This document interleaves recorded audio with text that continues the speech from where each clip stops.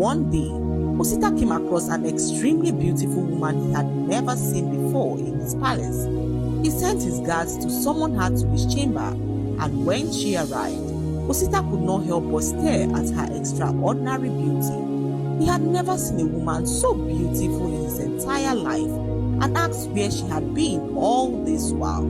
She smiled and said to him that she had been in the palace with the other women, and Osita looked so happy to see a woman of such beauty standing next to him. Her name was Ifunanya, and Osita could not help but fall in love with her. He did everything to make her happy, and Ifunanya became his favorite amongst all of his wives. One day, Ifunanya approached Osita to reveal that some villagers were conspiring to bring him down. She revealed that they planned on meeting that very night by the village river, and that Osita had to do something about it if he planned on remaining their king.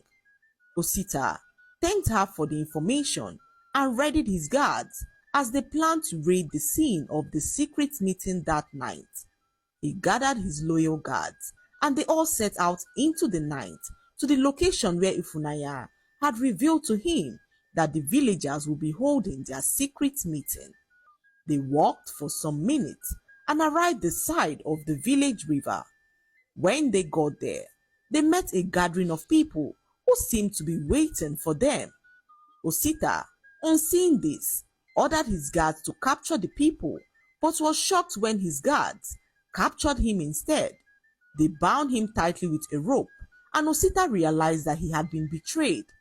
Ifunanya stepped forward from the crowd, her face no longer showing the affection she once had for him. "You see, our king, your rule has brought us so much suffering, and the people have decided to seek the help of the ancestors. You coveted the wives of all the men in the village, a grave crime that you believed you could get away with because you are king. What you fail to realize is that the gods have ears and have heard the cries of the people. They sent me to bring justice for the people, and today you'll be judged for all the terrible things you have done." Ifunanya then raised her hands up to the sky as she connected with the ancestors who filled her with so much power. She then looked at Osita, who screamed out in extreme pain. He felt his strength draining away from his body as his body began to shrink. Everyone watched as their king Osita transformed into a lizard and disappeared into the river. The entire village jubilated as they celebrated their newfound freedom from their wicked king. They looked up at Ifunanya, who made all of this possible, and offered her the opportunity to be their queen. They had suffered greatly in the hands of two kings and decided to have a queen this time instead of another king. That was how the kingdom thrived under the rule of a woman who led with wisdom and compassion.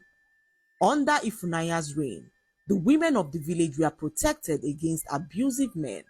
She reinstated the festivals and gatherings that Osita had banned, allowing the people to celebrate their culture and traditions once again. She also reduced the harsh taxes and ensured that everyone had enough to eat.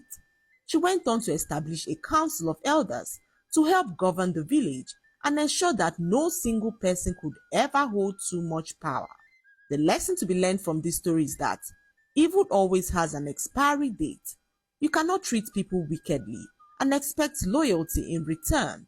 Learn to treat people with respect, regardless of your position in life, as only then would you see the good in others.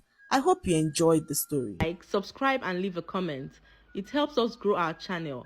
I'll see you in our next story. Bye.